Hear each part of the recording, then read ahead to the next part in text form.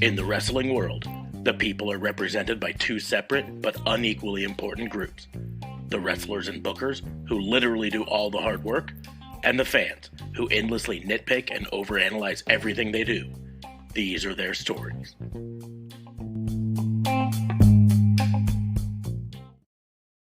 Hey!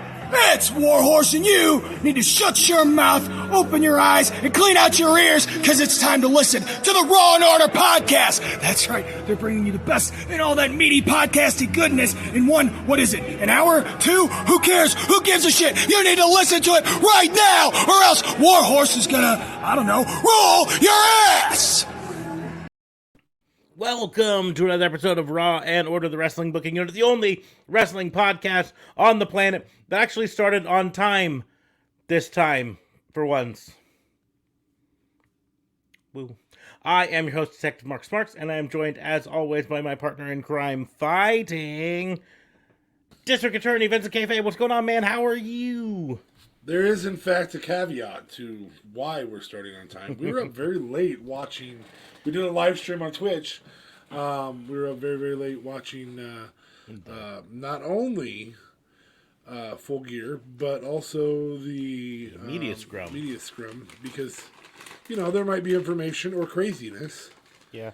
Like, we didn't watch it last time, and look what happened there. I mean, I watched it, but I didn't live stream it. Okay. Well, also joining us, looks like audio only. Showed up just in time. Just in time. JLB, what's going on, man? Pretty good. I've only heard that my entire life. So thank you, guys. Thank you for just stating the fact that that's the most common one out there. But yeah, I joined you guys a little bit for the show yesterday for the little live recap.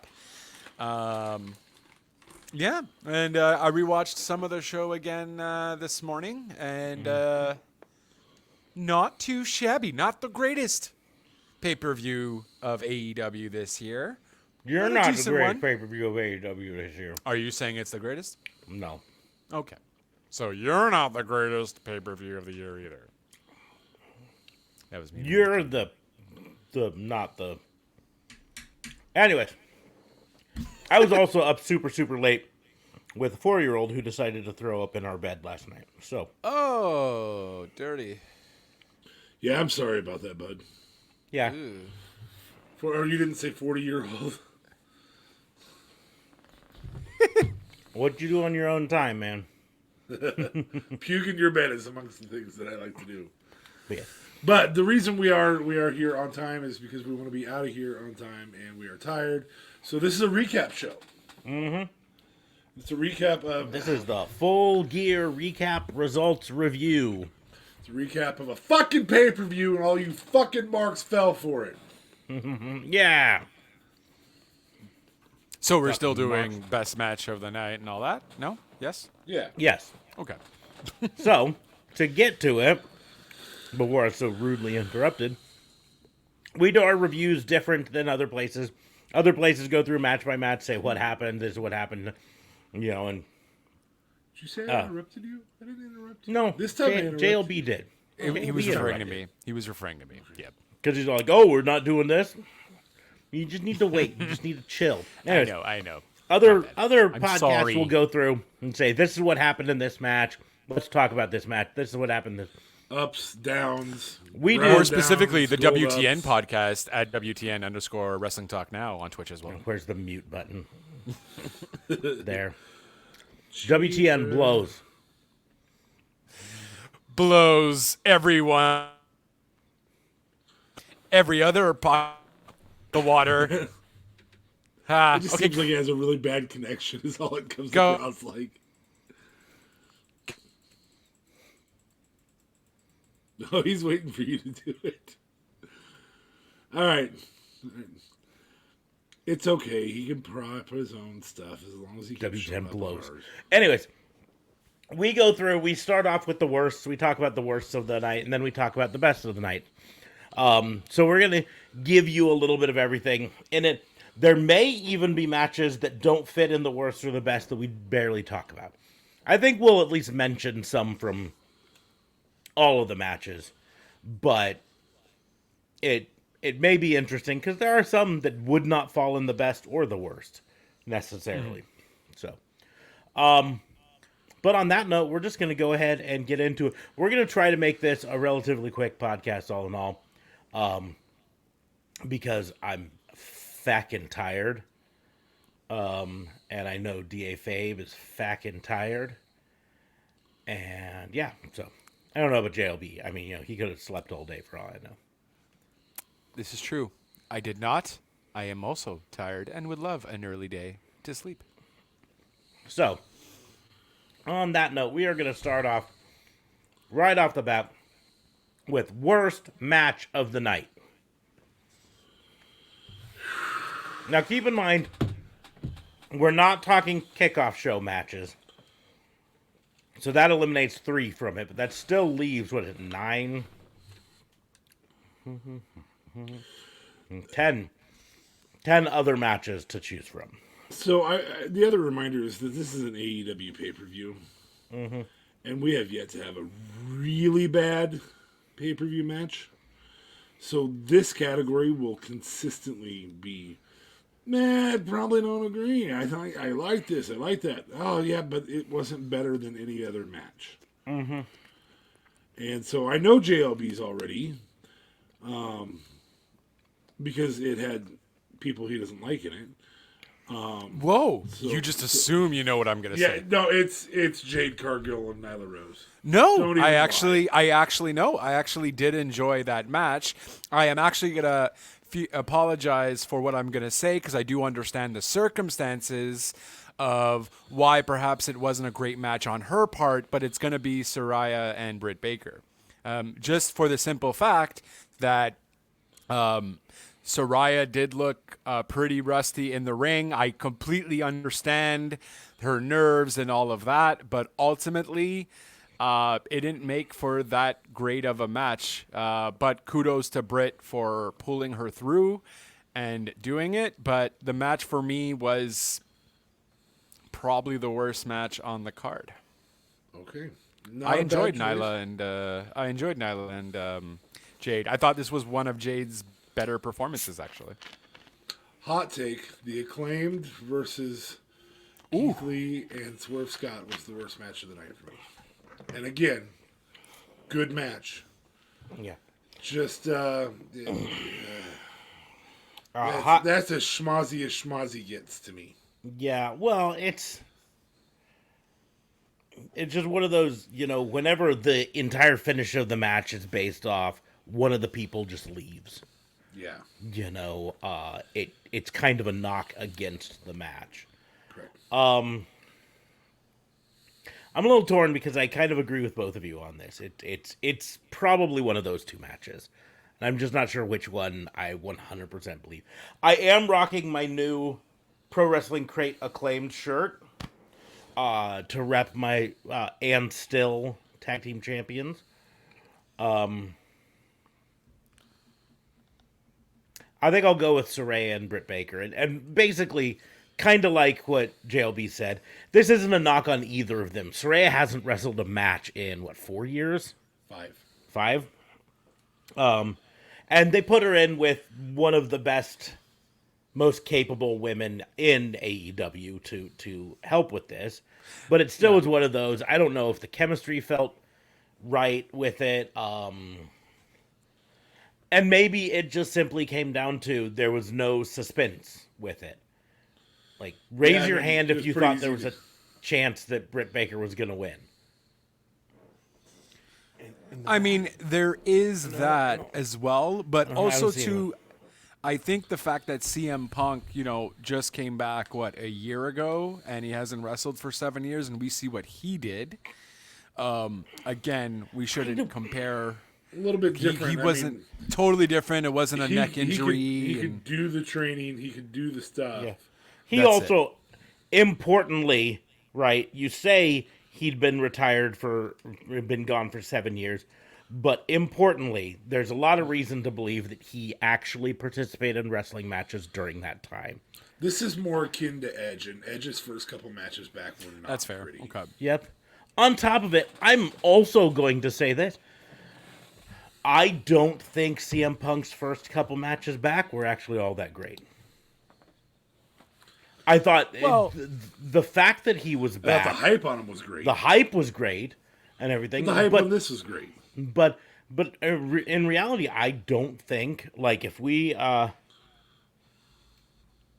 to go to like his cage match and look at the ratings on those, I'm willing to bet those were all relatively low rated matches. But they also were probably against relatively low rated people. You know what I mean?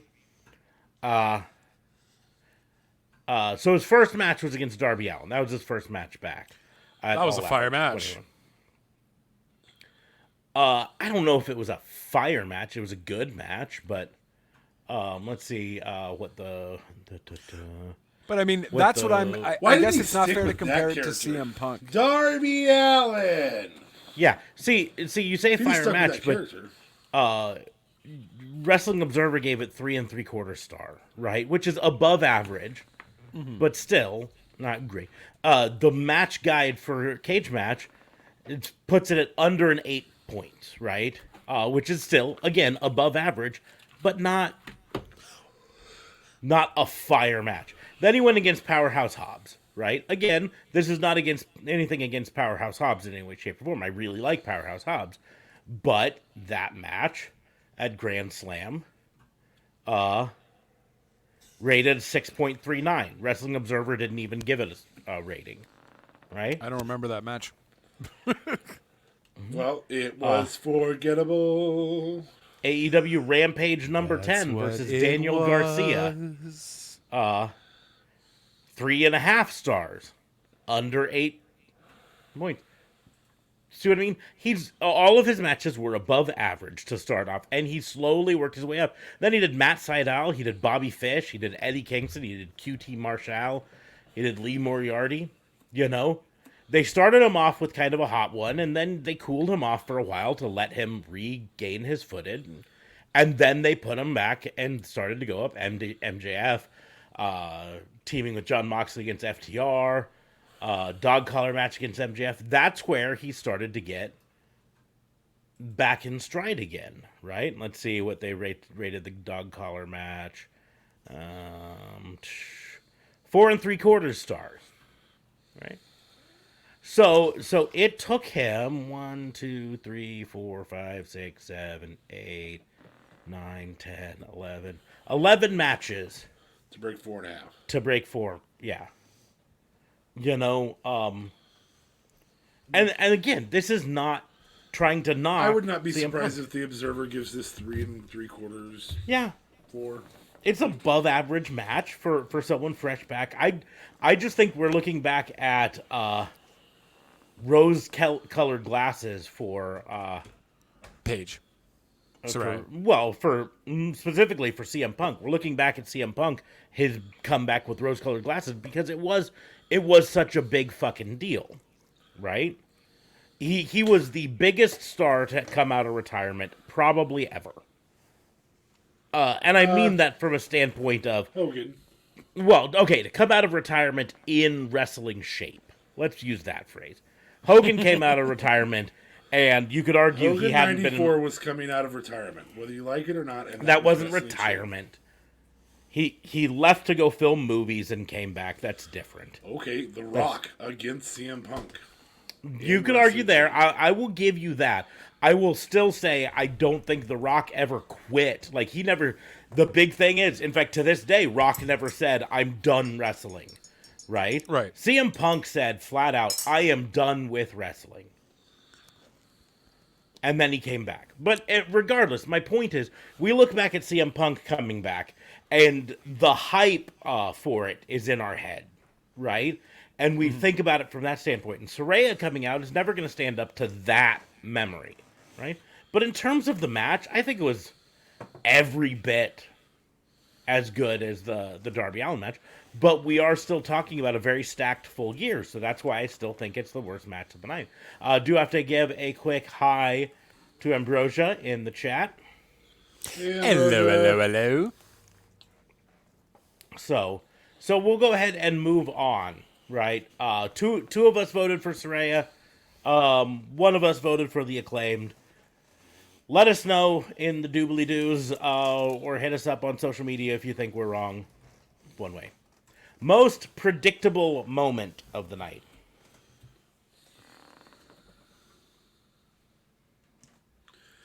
Is it MJF or is it Saraya winning? Those are definitely Or Regal I mean, fucking this was- turning. I don't that think wasn't Regal predict- turning That was predicted. It was not predictable. Yeah. Here's the deal. I think the only reason that we could say that was predictable is because We came up with it completely on our own. we came up with Did it not completely see on it. our own without help of anyone else on the internet whatsoever. I mean, I was kind of already thinking of it, and I was talking. I legit did not look at Twitter for that. I was thinking that ages ago when he's like, "I'm not going to use my diamond ring. I'm not going to do that." Da da da. And then he did the whole thing with Regal as well. Like I was thinking of it like back then. Sure, you were. I mean, I was. I really was. I'm not on Twitter as much as you are, good sir. I'm thing. not on Twitter a ton, but here's the deal: is right. You know who were- is you- Elon? You are on 2 different wrestling podcasts that I paid is true. attention to over the last 3 Aw. months, and on neither of them did you ever say, "Yeah, I think Regal's gonna turn heel." So I I'm feel gonna like I call did. BS on you saying that. Oh, I thought of it a long time ago. I thought of it a long time ago, and then every chance I had to say it, I chose not to. Every single chance, I was just like, "No, I'm not gonna say it." I mean, he's I- got you, bud. He's just got you. I could say it, but does. I'm not gonna. Anyway, But again, I don't think that was predictable. I think we predicted it. But if you look, especially at the internet, you look lots of people were predicting that. a lot of and a lot of people were surprised by it, right? Yeah. Like a lot of people were like, "Holy crap, Regal turn!" Like everyone expected MJF to turn heel. I said it from day one on the podcast. Yeah, MJF's going to turn heel. Yeah, we all MJF is said that. going to turn heel. Oh, we got to take the time. 19, so we got to go till 29 and a half. No swearing? cursing, thanks to Fuck. Ambrose. Oh, too late. No, really? Too late? You already got caught by that. I called You didn't it. give a warning. I said No, you said 19. You said it was going to go on 20, and you said we're at 19. Okay, I starting said- now. 29 and a half. 20, I said 29 and a half, right at 19 and a half. 1928 is what you said it at. We'll get Yeah, it. technically. Give me a break. Give me a break. Give me a break. Break me All right. off a piece Anyway. of that. Yeah. But so I don't think it's most predictable. I think MJF turning very well most predictable. I think, as DA Faye mentioned, Saraya winning is Jungle Boy winning. most predictable. Predictable. MJF winning, Jungle Boy winning. I think Jungle Boy only because this had to be the payoff to that feud, right? Yeah. Well, we also get to do this thanks to Ambrosia. It's always good to hydrate. Ooh, coffee. Yes, ma'am. Yes, sir. Ooh, winter spiced cranberry Sprite. Good. It's not good. Ooh, how is it? It is Phenomenal. Not good. Yep. It's horrible. It's bad. It is bad. Actually, it's not horrible. I only because I remember back when Pepsi came out with holiday spiced Pepsi that was like cinnamon and clove Pepsi. Speaking of Pepsi, That was bad. if you get the chance to go back and watch on Twitch, it's a Twitch exclusive, us doing the recap. Watch Mark's insane ADHD last night because he was reading every sign in the crowd, which tells us this was not the best AEW pay-per-view of the year. The signs were so out there. The Pepsi loves something or other. I could not make sense of it one way or another. Anyways, I think I'm gonna go with MJF winning as most predictable moment. I think in terms of all things, like, was there anyone surprised with that he won? How he won, you can be surprised with. But that he won, I think we all knew that was coming. Any other? I'm gonna go with Saraya winning. During the match, I felt that there was the possibility for Moxley to win. Now, during the match with Saraya, they tried to sell that Saraya wouldn't win. But I knew the whole time Saraya was winning that one. JLB? Yeah, I'm gonna have to agree with Fabe. I thought that it was just a bit too much. Britt Baker was doing way too much as well, but that's also just because of everything. We obviously all knew that Saraya was gonna win. Sure, we knew MJF was gonna win as well, but that match made it a little bit more compelling and made it even seem like maybe Moxley was going to take the W. And there were plenty of times that you could think that Luchasaurus was going to win. Plenty of times. Yeah, he was dominating a good chunk of that match. Jungle Boy just came at the end and started to deliver. Really, after the Canadian Destroyer, after that happened, which fire match, by the way, that's going to be my underhype of the night. Well, right there. we'll go on to this one. This one's always tough. It's tough in general. I've been thinking about just getting rid of this category because botch of the night can be really hard. When we don't exist here, though. We didn't really have a botch, right? I think it solidly exists here. Do you think it did? Yes. I don't remember anything that stood out to me as what I would call a botch. So I commented mistakes. that this was impressive last night. That said, it was. It should not be done again, and that is Keith Lee taking the Poison Rana. Unfortunately, it got ugly there, and I did think that at some point Keith Lee was too. He was delayed in his backflip, and so for that reason, I am going to give that a botch of the night. And my mom did notice, like, he was also very tired and all that, and I had to explain to her, yeah, well, he was hit with COVID earlier this year, and all that. And he could easily have long COVID. He was struggling with COVID. Well, he had heart problems from it. That's so regardless of long COVID or not, he was legitimately in the hospital for heart failure based on it. So coming back from that. By the way, just so you guys know, I'm going to be kind of opening these sporadically through the night, but I did find box those. So nice. I'll let you open, and I won't open any tonight, so that we can make things a little faster. That's fine. What are we? We're still on botch of the night because I don't know where I fall on because like even the Keith Lee thing, I don't put it under the category of botch. It was not a well done move. Per se, that's a botch, but no, to me, botches are always moves that go horribly wrong. That's the definition of botch. That aren't what done. Then that goes no, that goes wrong. AKA someone falls the wrong way, breaks a leg. The table doesn't break when it goes. Things that go horribly wrong with the move, not just things that were not well done. I think the move went off fine. It didn't look the best, but it went off fine, right? So that's why I didn't consider it a botch.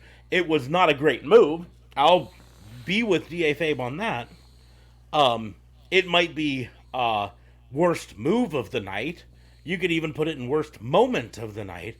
But in my mind, that's not a botch. Like, you watch Botchamania, and it's people who try to jump off the top of a ladder, and the ladder falls over, and they fall flat on their face. That's a botch, right? This wasn't that. This was a move that just didn't look great. I have two. Okay. Whoa. So, one, it's more about theatrics. I'm really getting sick of how the Young Bucks do their moves in the ring. I find it very just very ballet, if you will. Like you can tell when the next thing is coming and they're waiting for them. At least this always happens when they're facing the Lucha Brothers. So that is like a side botch, I guess, but not really a botch into your interpretation. I also really didn't like Zing's throw on Darby on the platform where he basically hit his head first on the ramp there. I thought that was disgustingly bad. It's hard because Darby did also a lot of other stupid shit during that match, but I more specifically remember that moment being like, dude, what the fuck? I would argue that might have been a botch, Hey! right? Because I that didn't want was that extra minute. No more. We'll take the extra minute. Apologies. I would argue that legitimately could be a botch. Right. Because of the way his head hit, it obviously was that the move was not just that the move was poorly done, but that the move didn't go the way it was supposed to go. So maybe I'll put it on that. Wardlow delivering 2 power bombs before starting a powerbomb symphony, and then delivering 2 more. Which is bad judgment. That's what that was. Delivering a bunch of in a powerbomb symphony and then just JR with his very redneck. What did he say? He had this really just terribly delivered line. I even called my favorite JR line was, "Oh my God, they killed Kenny." All right. Fucking JR. I am not JR. gonna make a joke about what he was doing. 31 minutes and a half. Thanks, JLB. Yeah, thanks, JLB. For those of us who can keep it good, we appreciate I know. that. You guys swear more than me on top of that. Jeez. Butch. He changed his name already, no? No, they haven't really changed his didn't? name. Okay. And then a chase card, the orange Shotzi. Okay, we're going to go ahead to overhype of the night. This is one that I think we could really easily put the Saraya into. The match was... The only reason it might not belong there is that they only announced the match a week ago. So they didn't have months to hype it up like they have on some of them, but this one still is the one that in my mind fits that.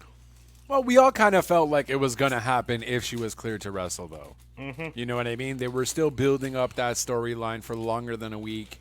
Saraya did only get cleared, Halloween day or something.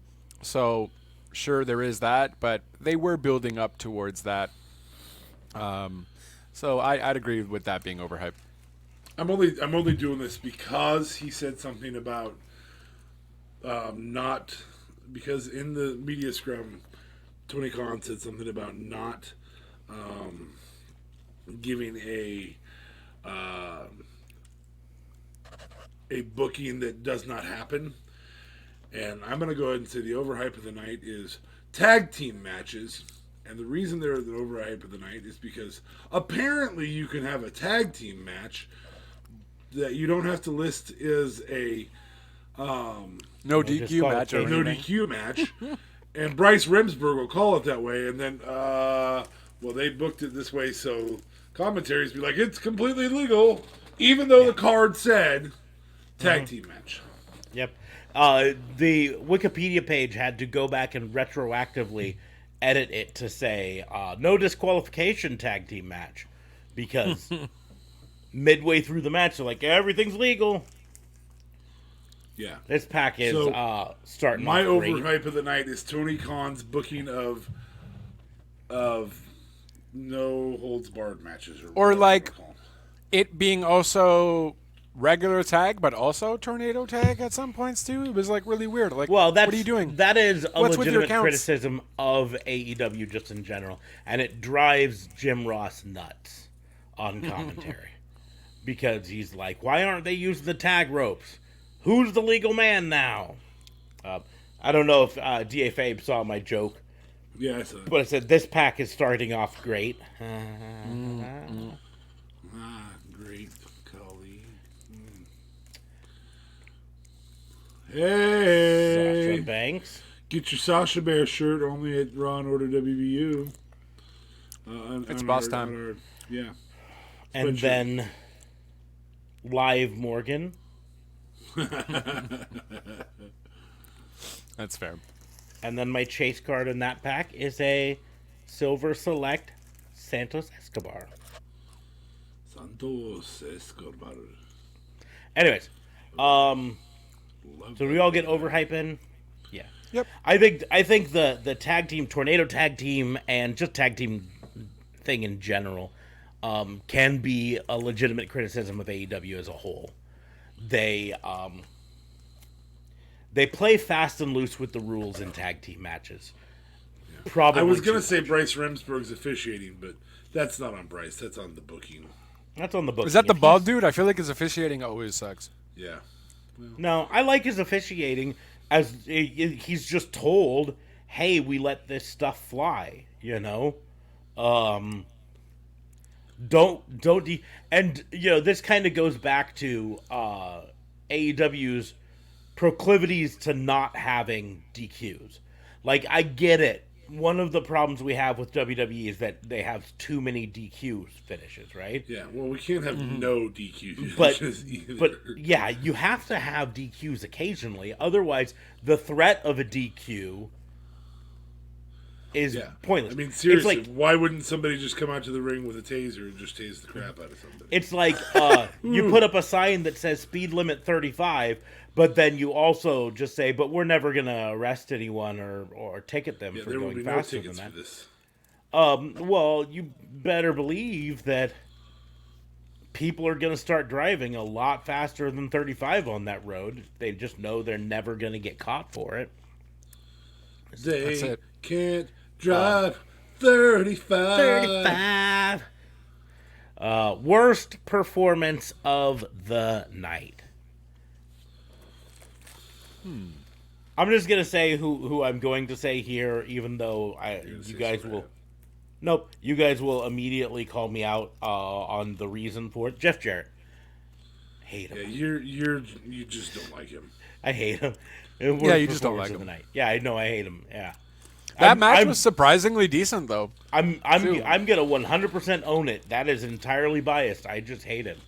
I hate him. And the thing is, I'm fine with him being like, he's got a mind for wrestling, backstage, doing the job that he was hired to do backstage and everything. Great, awesome, do it. You'll be good at it, right?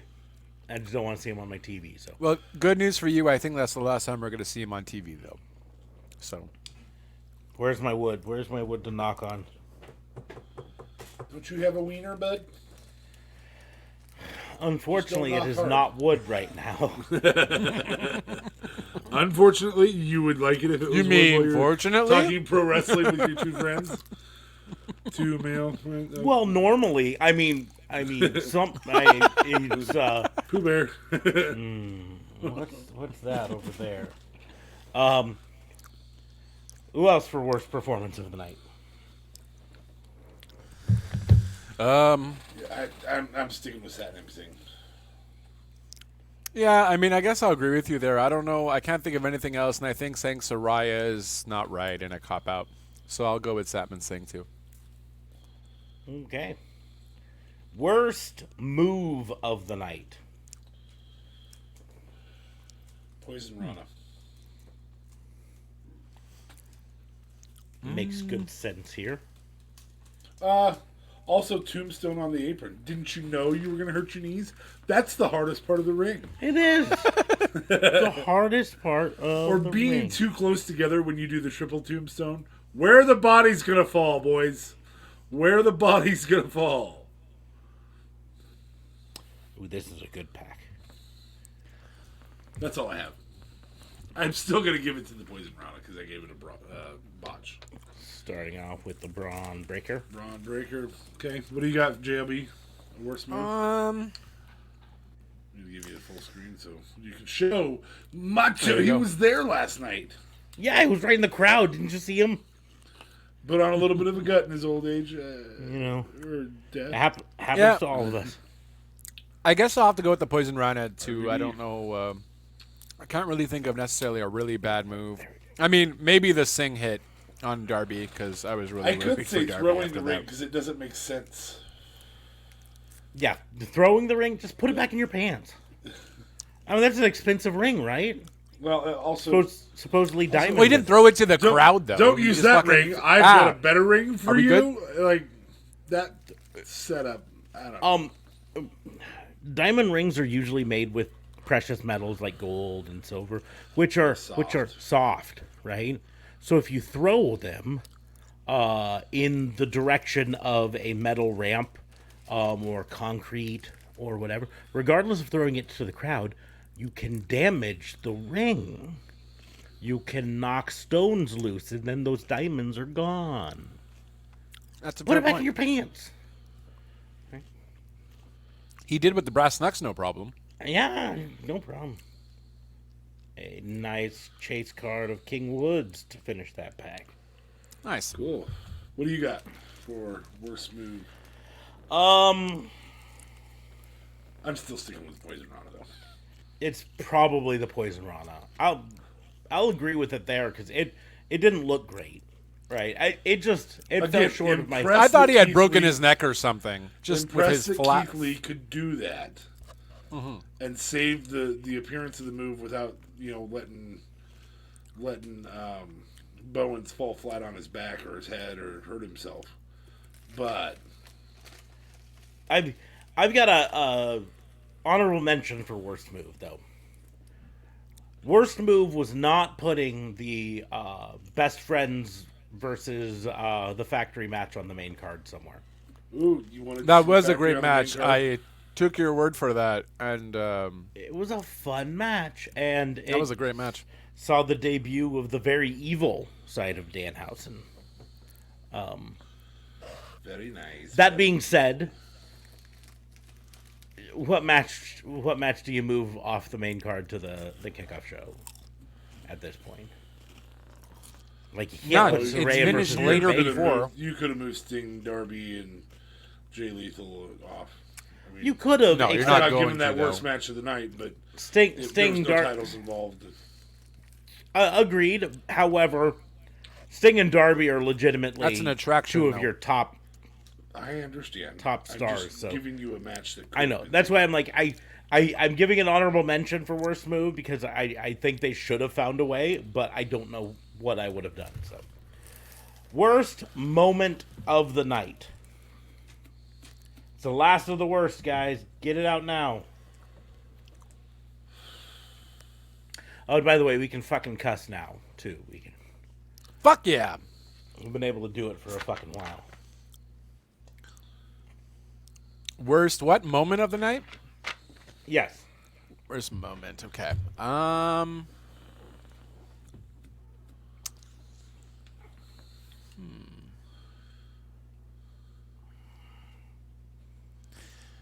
Them coming, the elite coming out to carry on. I don't know. I'm not a fan of that song being with Nope. the elite. I marked out for it. Marked out hard. Great song. I love the song. I just didn't think it worked for the elite. I mean, one of the brothers were like really into it and great, cool. I understand it's a fun song, but I feel like it didn't work for them, especially if you got rid of your Wayward Sons trademark. I think they were forced to abandon it because they knew they couldn't win it. Because just because you file for a trademark doesn't mean you have it, right? You have to then establish. And if they found out, we talked about it on the podcast, on the live stream. If they found out that Kansas had the trademark for it, they weren't going to win a trademark battle, right? So they file for a trademark and then find out that they're not going to win one way or another. Well, of course they abandon it. No use. The license, you didn't move on with life. Yeah, no use continuing to waste resources going after it if you just can't win it, right? Go on. Here's the deal. Carry On My Wayward Son has recently gotten back into pop culture through Supernatural. Supernatural, a show about brothers. Family. And it makes sense there. It also makes sense from a standpoint, the storyline that they're playing with them is that they were They were the elite. They were the golden children of AEW, and then they were forsaken. And they had to learn to carry on. I still marked out because I love it whenever anyone uses real music, especially music like that fits wrestling so well because it's got that 5-second at the beginning hook. You know what I mean? Carry on. Yeah, exactly. So.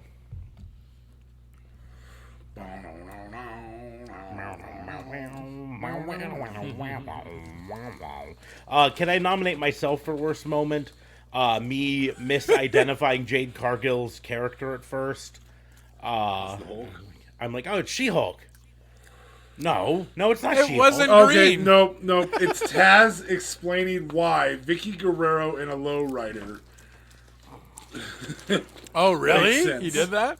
Yes. He's like, yeah, that's That I'm is honoring the the worst late moment. great Eddie Guerrero, right? Because Vicky Guerrero is in there, and no, see the She-Hulk thing. The lights when she was originally lit coming into made her look green, and so at first I was like, oh, she did the She-Hulk again, but I couldn't. My brain was still processing. Why does she have a pipe? Oh, she broke the pipe. She-Hulk breaks things, right? And then the lights started to change a bit, and I started to see, oh, she's not green. She's orange. She's Chitara. Oh, okay. Chitara is the first cartoon I ever had a crush on. Just happened to be a cat. What the fuck is wrong with me? I unfortunately cannot say that. Oh, what was yours? Lady Jane from G.I. Joe. I can't blame you there. At least she was human. So, Yep. oddly enough, it wasn't Scarlet, the one that most people are like, yeah, Scarlet, she's the hot one. Nope, Lady Jane. Anyways, did everyone get their worst moment in? Yeah. Time to move on to best moment of the night.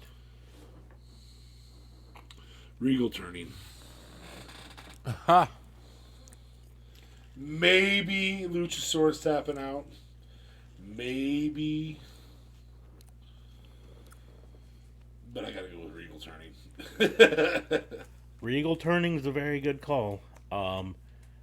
Because I can't nominate MJF crashing the post-show media scrum as best moment of the night.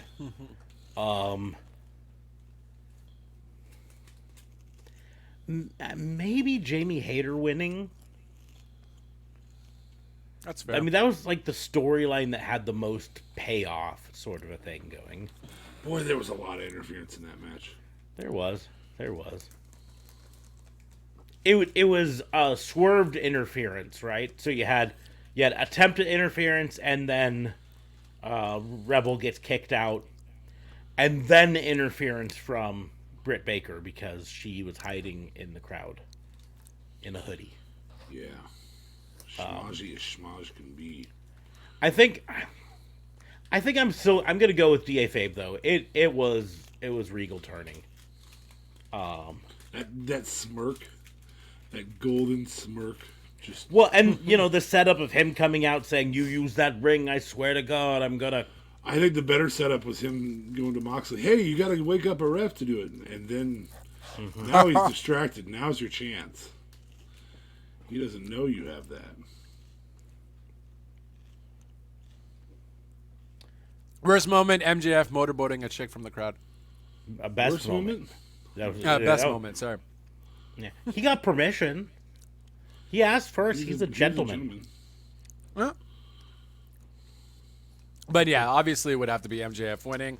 I would have maybe preferred Regal maybe hitting Moxley with the brass knucks. Maybe a little bit better. But I guess Regal turning / MJF winning is just, it was awesome. And just how happy he was. Like, you know what I mean? You felt for him. Yeah. And that crowd No. was red hot for him. Yeah. Now, Like, damn. I wish AEW would time things out a little bit better sometimes, because apparently after the cameras went out, the rest of Blackpool Combat Club came out and consoled Moxley, implying that they're still on Moxley's side. And Oh, really? Regal, and even since then, I think it was Wheeler Yuta tweeted out like "you son of a bitch" or something like that.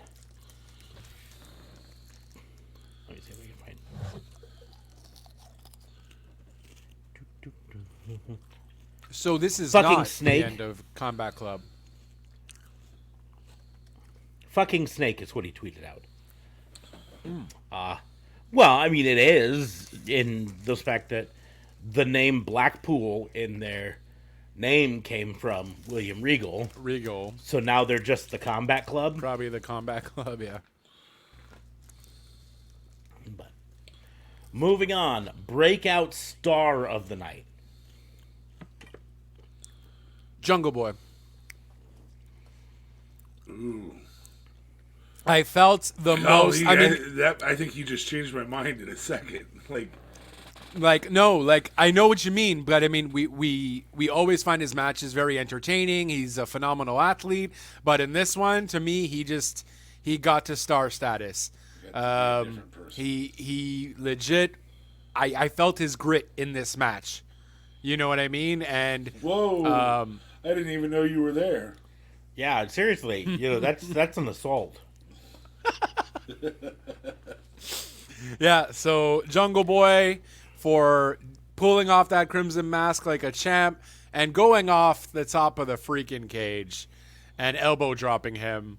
At first, I was kind of disappointed that he didn't go like right on him, but then I realized, dude, if he legit like went full-fledged on the table, Luchasaurus would have had some internal problems.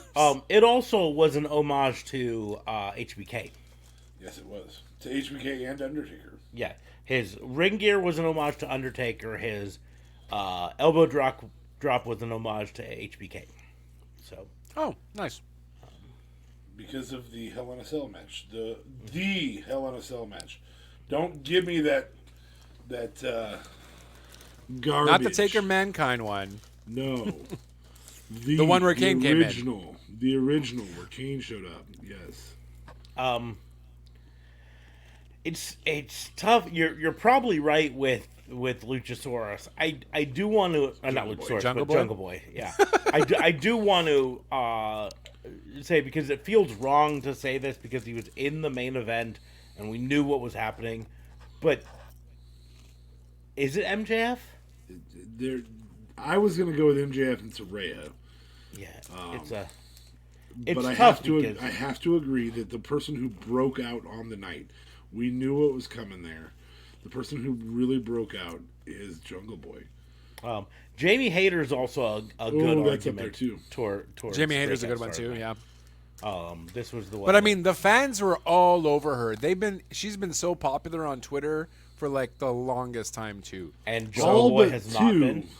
Of the ROH, I'm sorry, all but two of the ROH AEW champions are in AEW originals, or AEW or ROH originals. I say two because Joe is, in fact, two of those championships, but he is not an original, and obviously Jericho is not an original. I thought Sammy should have won that match. I really thought.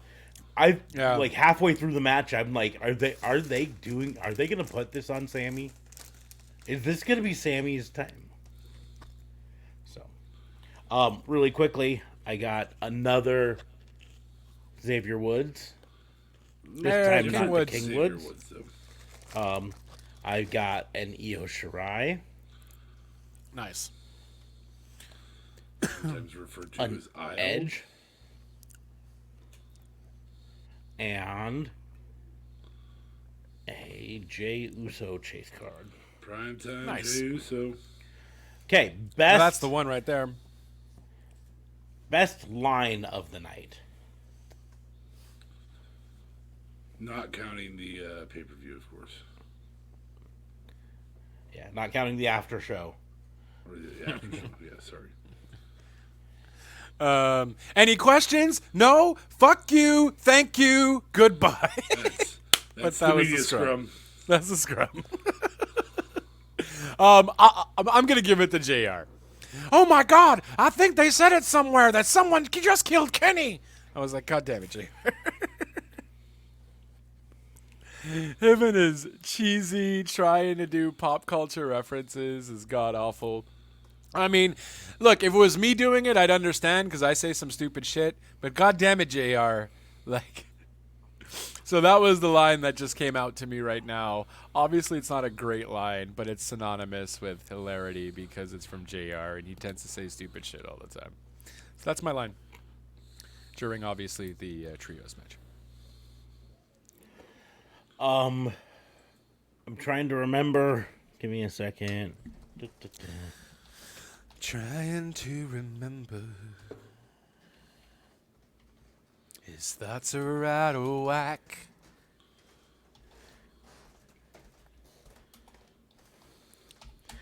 There was a line from it, and I'm trying to remember it. You're a line from it. You're a line from it. Well, Are you talking about one of the raps there? Because he did go an extra 4 bars, which I was Yes. pleasantly pleased with. that's what I'm trying to remember. All of the acclaimed rap, and I mean, he did say that they were going to end serving our glory like Elon ended Twitter. Oh, that's always fun. I'm paraphrasing, but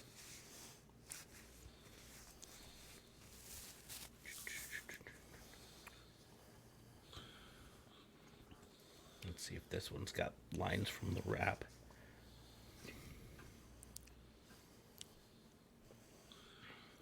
I mean, there was one particular line that you marked out for, and that was "Carry on my wayward son." That may be it. That may be it too. Because I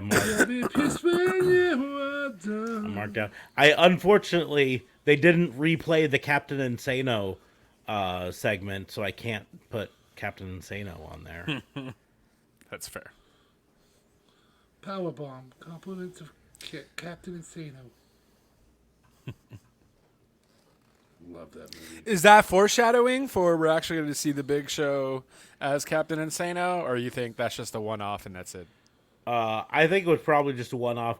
More specifically, it's been reported that Captain Insano will be a playable character in the game, so I think it's more about tying into the game. Which, by the way, we got no more info on. Like, No, the trailer came out that morning, so I was like, oh, okay, that's what's going to be on the trailer. That's what we're going to see tonight. But then it was like, more info to come on Full Gear. And I'm like, oh, yay. Nothing. Yep, and then Just the trailer. Yep, they didn't care. Give me what I want. Give me a release date. Yeah, that's really all I wanted. It was just a release date. Like, I'm buying it. Just give me a release date. Just tell me when. Tell me when. Just tell me when. Know when to warn my wife there's going to be a $60 charge. Yeah. I can't find the rap, so I'm just going to go with Carry On My Wayward Son. Best performance of the night. I didn't give you a best line. You didn't give me a best line? Okay, give me a best line. Oh. Give me what I want. Smark's freaking out about the stuff in the stands. Those are great. No, to me, I think you have to give it to probably the refusal to cheat by Keith Lee. I know there wasn't much of a line delivered there, but that's what I'm going with. Which refusal to cheat? What are you referring to? When he threw the Clippers, as they call them, that's probably worst line of the night. If I can go back. Clippers? Yes, referring to the.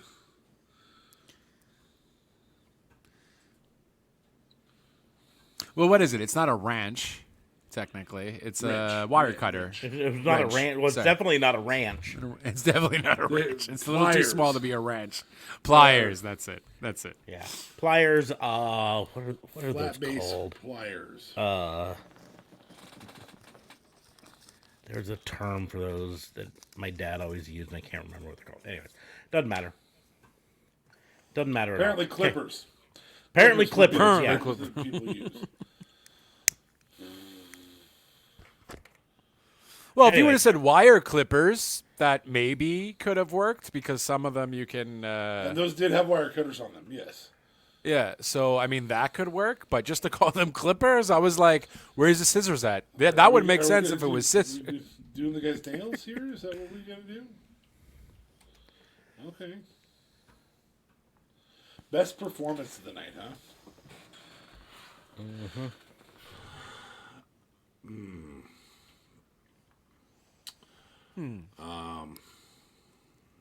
Bucks Death Triangle was not the best match of the night. Was the best performance of the night, though. Wow, you're not even gonna give anything to the Fatal 4-Way? I'm giving you that as the best performance. Performance. If you want to give something to the Fatal 4-Way, you sure can. That's fair. That's a fair point. I do not control your thoughts. I apologize. It was a triple threat, anyways. It was Best my favorite. performance. I think I'm gonna go Jungle Boy again.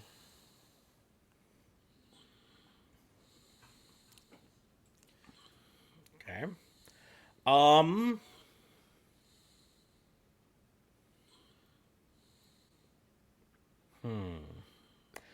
You know, I'm going to come back to something we talked about earlier. We mentioned that there were points during the Sammy Guevara, Chris Jericho, Bryan Danielson, Claudio Castagnoli match that I thought Sammy Guevara was going to pull it out. Oh, that Fatal 4-Way. That Fatal 4-Way. Yeah, that Fatal 4-Way. Sorry, I thought you were talking about the triple threat. And I almost feel like Sammy might have given the best single person performance of the night because he made you believe that he had a chance to win this. That's a fair point. Not the best match of the night. We're almost to a match of the night, and that's not going to be in the discussion for best match of the night. I don't think. For you. For you. Not for me, at least. I mean, I Sounds think. like JLB's thinking it might be. Yeah. Yep. But just the Sammy Guevara performance, I think, to me, might have been performance of the night. So we will Yeah, move I mean on. that's fair. Yep. So we will move on to underhype of the night. Joe. Wait, is there a least predictable moment? I think I removed that at one point. So I'm We gonna give used to this have Joe. that. I'm going to give this to Joe. Because I didn't see it coming. Yeah. Yeah, I thought Powerhouse Hobbs I thought Joe was in the match to take the loss. I was more or less there, or at the very least, I thought maybe Joe was there, so Powerhouse could pin. You know what I mean? Like, so Wardlow would lose without losing. You know what I mean? Correct. You could even have Joe pin Powerhouse to win, and Wardlow would still be like, Which yeah, is it's what happened. I mean, which is more or less what happened with He put with Powerhouse the to added cheating. Wardlow was a fucking machine. I mean, Yeah. He might actually win performance of the night now that I think about it. Wardlow was an absolute machine. He definitely looked the strongest he's looked. I mean, to face those two big guys and do what he did. I remember commenting, like, he gave Hobbs, was it Hobbs? Yeah, he gave Hobbs like 4 power bombs. He also then just picked Joe up like it was nothing, slammed him down. The guy's a beast. The guy's a beast. he was And tossing bitches. That's all I can say. He was definitely tossing bitches, absolutely. But I would agree with that. Joe underhype of the night. This match wasn't really hyped all that well to begin with. It was also like very last minute too. So maybe that is kind of why, but they were still kind of hinting at there might maybe potentially be a 3-way. But this match was far better than they promoted it to be. And kudos to Wardlow and Joe and Hobbs. I just don't know what they're going to do now. Wardlow's going to go on a ROH's tear. pay-per-view. I got to get back my title. Or I'm going to take your title. Have Wardlow take the Ring of Honor TV championship. At Final Battle? Possibly. We only got, what, 2 weeks? He's the type of beast you do not put on a losing streak. He's that impressive. Mm-hmm. Yeah.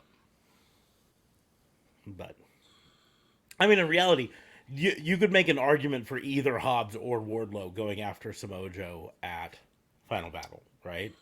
Because both of them have an argument to feel like they were cheated. Right? Well, I also feel like Joe's going to lose the TNT before Final Battle. It's only 2 weeks away, bro. I know, but like winter is coming. I feel like that's where Joe will lose the TNT. That's disgusting. Championship. Really? I mean, no, not a fan of that. Well, I mean, I don't know. I met a stripper named Winter once, and that wouldn't have been too bad. What? Well played. Well played. What's your name, darling? Winter. Are you coming? I don't know. I think the focus is going to be on the Ring of Honor belt for the time being. I don't think It's a pretty exciting announcement. Takeshita, that might be. Is he the one that's who's facing Jericho on Wednesday? Is that right? No. Tomohiro Ishii's facing Tomohiro Jericho Ishii. Sorry. on Wednesday. So, No, you're Japanese wrestlers, bud. But yeah, what are you saying? They all look alike? Yeah. I never said such a thing. You didn't have to. Your implication said it all. It was implied. You got a Charlotte. Oh, Hey, that's post all the facial surgeries. I've got another Alexa Bliss. I've already got that one. So, I thought you said a mother Alexa Bliss. I'm like, what? Goldberg. Goldberg, sorry. They look the And same. then a select Roderick Strong. Oh, right, strong. It's not the best picture of Roderick Strong, I gotta be honest. What is I he looked doing? at, I feel like- like he's touching his sock or something. What was that? He's got Braun Breaker in some form of cloverleaf, it looks like. Oh, okay. Some submission. I can't exactly tell from that picture. So, That's fair. Bad picture. moving on to OMG moment. I think this is another moment for William Regal turning. It's an OMG moment. Samoa Joe turning is an OMG moment. Samoa Joe with the belt. Top of the cage elbow drop. Yeah. I mean, legitimately, like I didn't see Death Triangle winning, originally, and so that's Phoenix using the hammer. Phoenix using the hammer. Yep.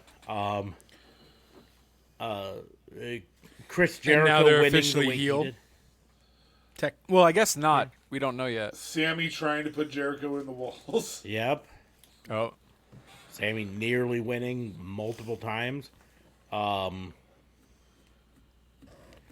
Jamie Hayter winning could be argued as an OMG moment. Some people saw it coming. Some people The thought. numerous head and neck shots that Saraya took. oh my God! Right?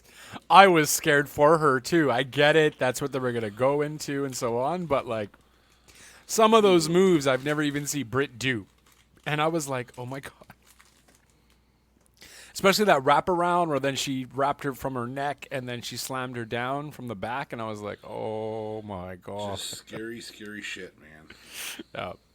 The brother yelling, by the way, probably didn't help with her nerves either. Like, holy shit.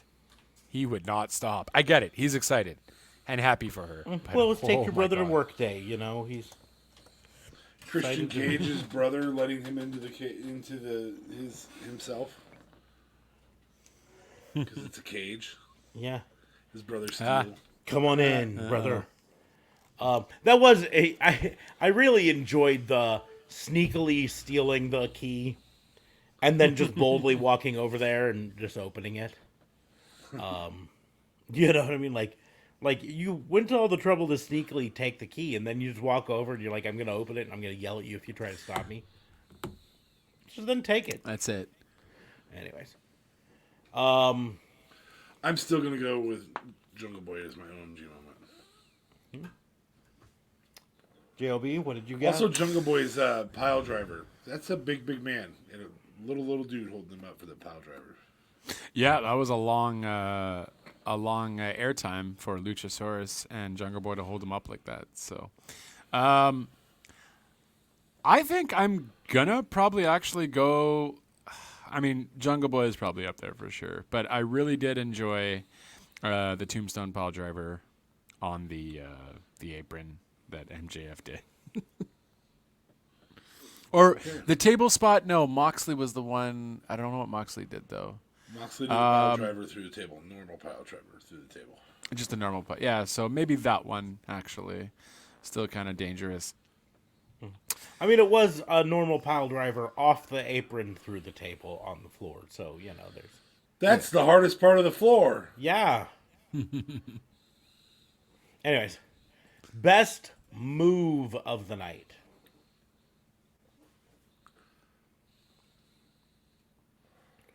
Putting the belt on MJF? The best booking move. That counts. MJF getting permission to motorboat.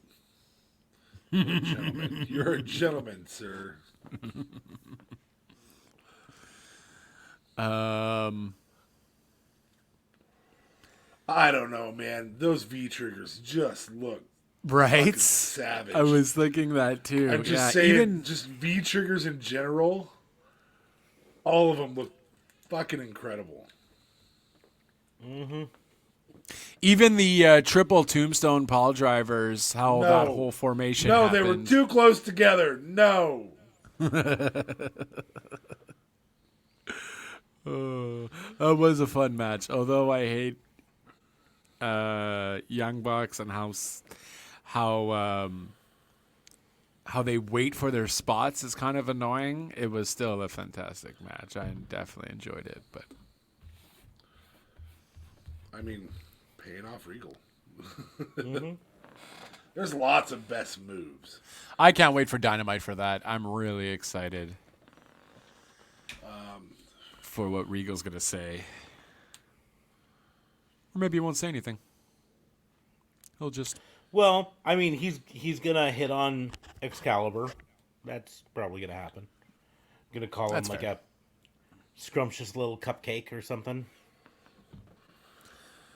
Well, he's heel now, so he might not call him a scrumptious little cupcake. I think he still will. I sure hope he will. It's one of the best parts of Dynamite. And then... Oh, you got it? I was also just going to say maybe announcing a best of 7 between the Elite and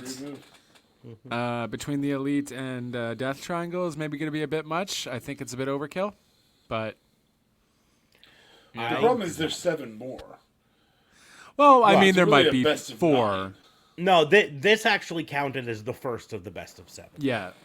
Well, shouldn't the first of the best of 7 been the finals to the tournament? Except for that was best friends, wasn't it? That was best friends, yes. Okay.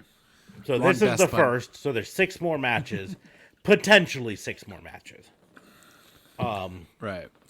Ooh, I got it. Best move of the night. Looking at Jake Hager and saying, "You like this belt? Yeah. You want a shot at this? You want a match? Well, this is tonight. How about we have a match? I like your hat. Yeah, nice hat. Yeah, you should like my hat. It's a nice hat. I'm gonna go back and that's my best line of the night. Nice hat. Yeah. That's right. I just like absolutely how fair. they have like Orange Cassidy is now the the nonchalant messenger man. It's like, hey, you won your match for the Ring of Honor Championship. I got a friend who wants that belt. So he wants to fight you at Dynamite. My friend Tomohiro Ishii. So yeah.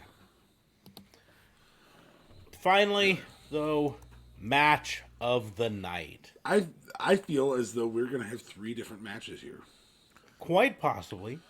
So I'm going to let JLB go first because he's already said what he thought was the match of the night.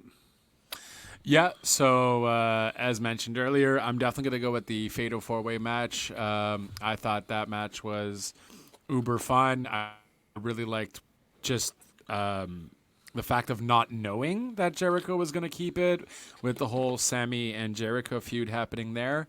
Yeah, just great match all in all with 4 fantastic wrestlers. So I really enjoyed that match. That's my match of the night.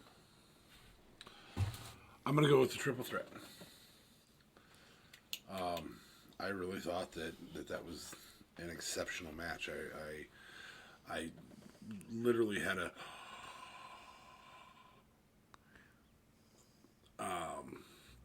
I thought Wardlow was a beast like we have not seen in AEW. That was my match. I'm always Big torn meaty with man match of the night. slapping man meat. That was a very great match.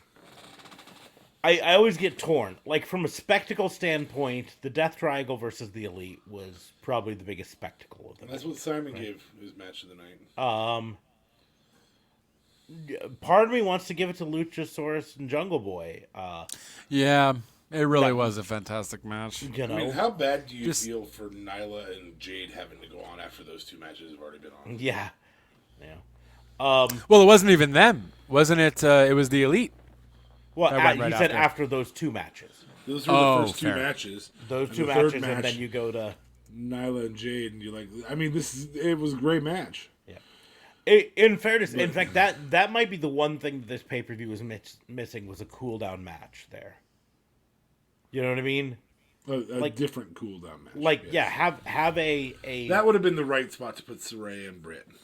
Yeah, or even have a 3-minute long comedy match. You know what I mean, or something. You know what I mean? Let people cool down a bit and then come back up. Anyways, I just have a hard time for the storyline, the theatrics, and all of that stuff. I have a hard time not putting Mox versus MJF as match of the night. Because it told a better storyline than I think any of the other matches. It was a great match. MJF probably wrestled. It might have been MJF's best wrestled match in AEW.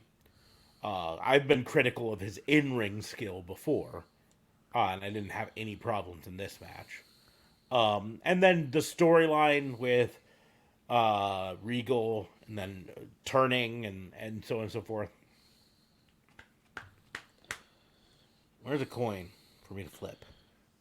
I cannot blame you for either of those. I just was trying to be different. I blame him for the Fatal 4-Way. I don't think that was anywhere near the best match of the night. Yeah, I can name 3. I really enjoyed it. To be perfectly honest, it's weird to say, but Claudio Castagnoli might have been the weakest link in that match. Well, yeah. I mean, I feel like they were telling more of a story with Brian and Sammy, Brian and Jericho, Jericho and Sammy. Then why I have feel Claudio like, there? yeah. No, well, yeah. I think I'm going to go with Jungle Boy Luchasaurus' match of the night with MJF Moxley nipping at its heels, and then Death Triangle right after that. Last pack of the night. Starting off with the 4th Blair Davenport I've gotten. It's a horrible picture of her. I believe I've already got this Undertaker.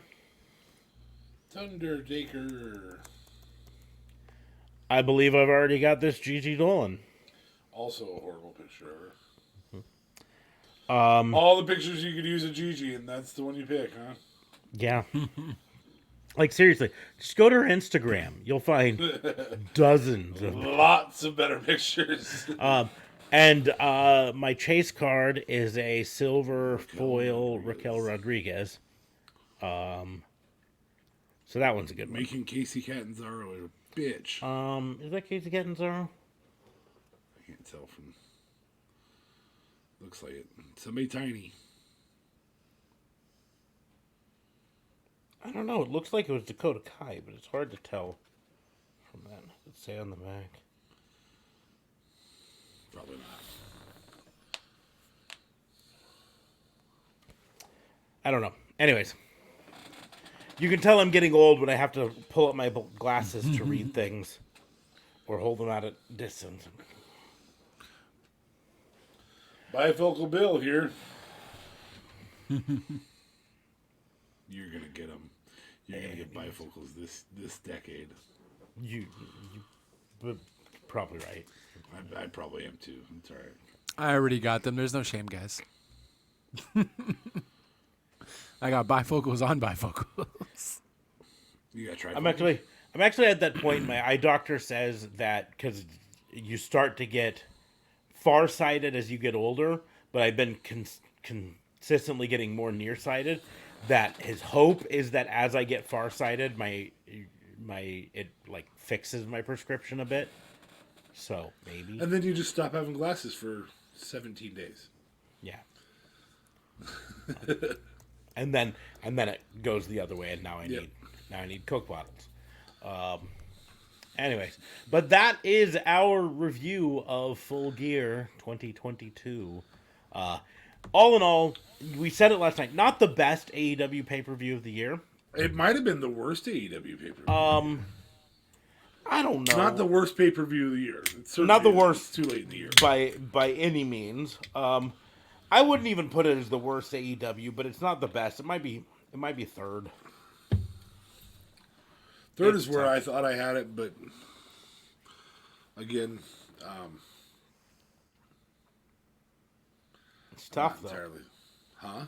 It's tough. It's tough. Yeah, it's it not just- an easy choice. It didn't do what AEW pay-per-views do until the very end. Well, and it was hampered by the whole Elite situation, right? We didn't have the Elite able to build up a feud going into it. So that just kind of felt thrown together. We didn't have, a lot of these little things. But I thought it was still a good pay-per-view, and I'd put it up against almost any WWE I don't. The pay-per-view. Swerve in Our Glory's storyline just didn't build right. The idea of cheating to cheat is just fucking stupid. Yeah, Cheating to win's a different story. Cheating to cheat, which is exactly what Swerve did. I want to rip his fingernails out to cheat. Yeah, they almost needed to tell that story longer. Like, that's something that should have been a Revolution payoff. You know what I mean? Yeah. Cheating to cheat is just silly.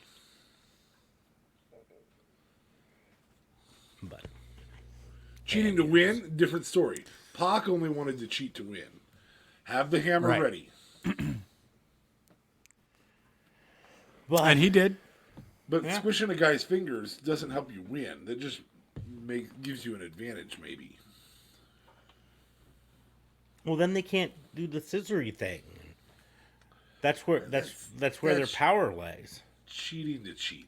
It's just That's where Well, that's I mean, like- it was still it's going to like break his Samson. fingers, though.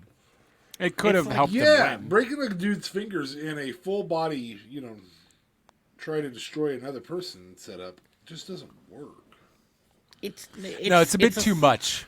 It's a Samson thing. They get their power from the scissoring, so you break their fingers. They can't do that. They no longer have the powers. Yeah, I don't think that's what he was thinking about. With the legally owned scissor. Oh no, that was done. Oh, that Remember was done. when, They beat Smart Mark and his group. Unfortunately, it That was ran its course way too fast. it was way too fast. It was It did. It was like a over- 2-week thing. Yeah, I mean, it was. He came out one week and said, "I got the the trademark, so you can't use it. The next week they challenged him, and then the match happened, and they won, and they got it, and it was done. That just. I mentioned earlier the Pro Wrestling Crate Acclaim shirt. I want to point out to anyone that is thinking about getting Pro Wrestling Crate, not sponsored anyway. I get nothing from it. But next week, use your code. There's no code. They don't even do any code. Like, I've got codes up on the thing. You can find them. I haven't put it up, redone it in a while. But I'm going to point out here, next month's crate featuring Hangman Adam Page, Mick Foley, Ray Phoenix, Penta El Zero M, Killer Cross, Ultimo Dragon, Scarlet Bordeaux, and the Major Wrestling Figure Podcast. That is a killer lineup no matter what. There's not a single one in that group that I wouldn't want a shirt of, or a figure of, or, because you get 2 shirts, you get a little figure, you get a pin, you get sometimes a sticker. I got a Evil Uno sticker this month. Sometimes you get a double J Jeff Jarrett. Yeah, that's the Funko figure, Pop. and you can just give it. It's not a Funko Pop, but it's just a little figure. But I can give it to my daughter, and she can firmly break it. One of those is going to be a signed thing. If I were to bet money, looking at this, I would say it's either going to be Ultimo Dragon signed, or one of the Major Wrestling Figure Podcast people. You think so? Probably not Matt Cardona. It could be Mick Foley. He signs a lot of autographs. Didn't you already get a Mick Foley? Not an autograph. No. I got a Mick Foley shirt, which is why I don't think it's going to be a shirt of Mick Foley. I think Mick Foley might be the figure. But it'll be interesting. It might be the pin. It might be something else. Who knows?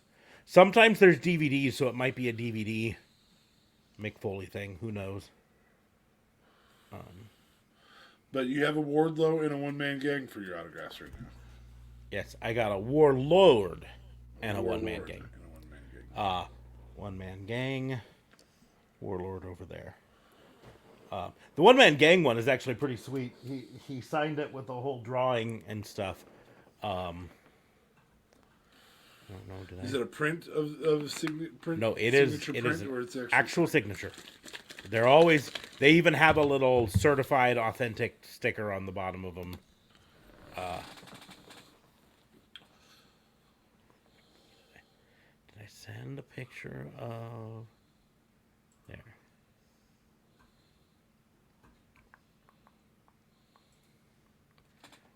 Do, do, do, do, do, do. Oh, he's gonna share it on the screen. I sure am. Trying to milk that last 6 minutes. 5 minutes now. 5 minutes and See, look at that. 2 He drew seconds. the one-man gang, and then he drew the little skull and crossbones on it. It's pretty sweet. Let's see. You also got. There's my little Elite Babyface Brawlers keychain. Nice. There's the Jeff Jarrett Micro Brawlers. The thing's like 2.5 inches tall. It's tiny. Oh, it'll be lost in your couch, and your couch will be condemned. There's the Evil Uno. There's the Moxley pin. The Scott Hall shirt I wore yesterday. And a nicer picture of the Acclaimed shirt. Nice. And that's all, what, 40 US? Somewhere around there. It all depends on shirt size a bit. Okay. Because I'm a bigger guy, I gotta do, bigger shirts. Mm-hmm. But if you, let's see here. Ooh, if you use the code BF2022, you get 25% off your first monthly box. Sale ends Monday by 1 p.m. Oh, snap. But yeah, so if you were to sign up right now, like if you're just doing just the regular thing, it's $29.95 a month plus shipping. You can, if you want to, choose to just do the shirts for $17.95.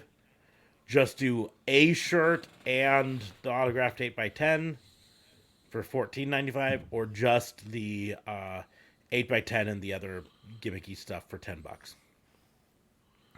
But the full Pro Wrestling Crate for $30 plus tax and shipping, and then, like I said, because I had to size up, there's an extra fee for the shirt. It's a damn good deal, buddy. It is a damn good deal. All right.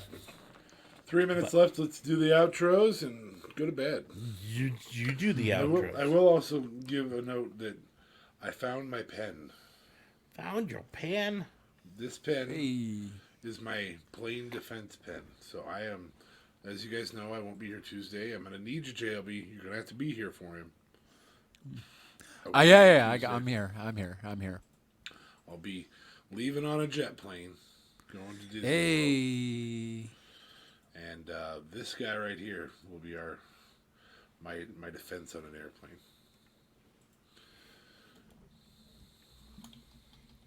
I hope you can take down this plane with one freaking eye.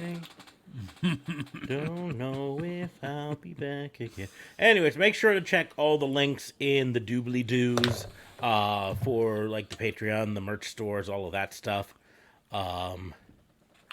is all there. You can support us with the Patreon, with the merch store. If you are a Twitch user, which we recommend you do, you can also support us by subscribing to our channel on Twitch. If you are a Amazon Prime member, you get to subscribe to a channel for free. So you can help us out for free. No cost to you. No cost to you. I will point out right now, though, talking with DA Fabe about how he's not going to be here.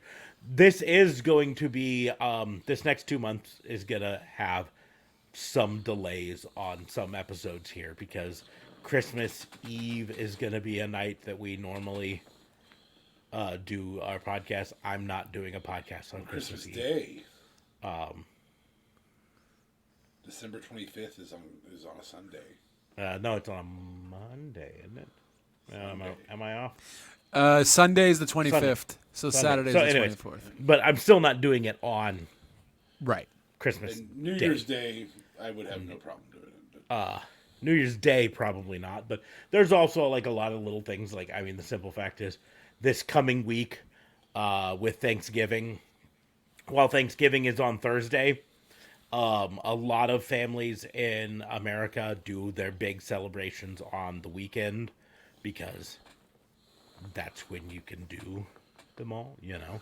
Right. So, well, there's a minimum of 2 sides to every family, so. but, so you've got all of that there. So there might be delays coming up on some of the podcasts. Just bear with us. It's the holiday seasons. It's the holiday season.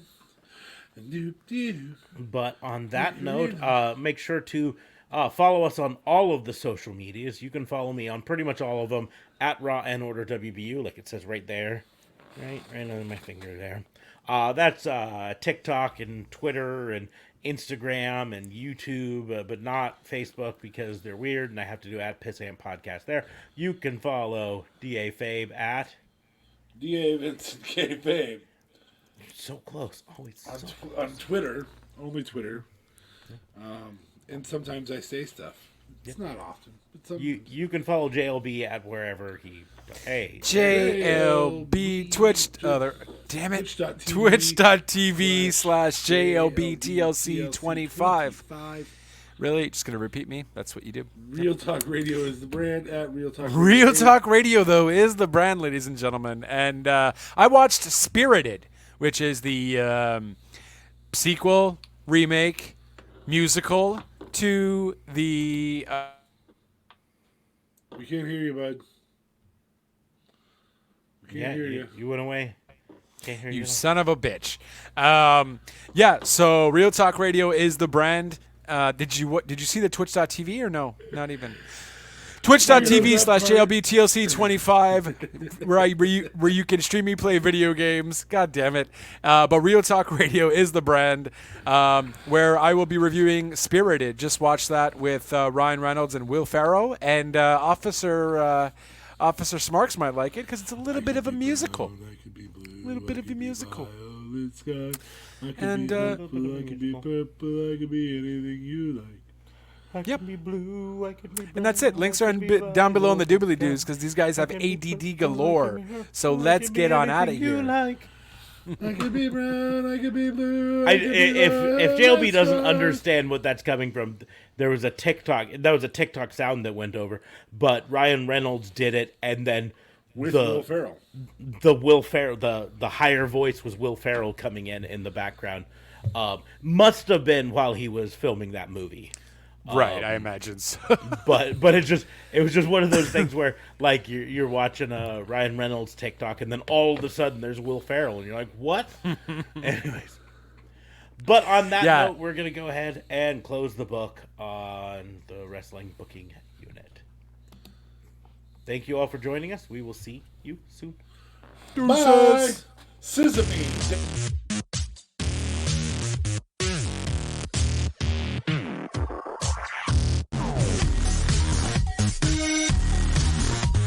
Seriously, screw me, daddy ass. Oh yeah.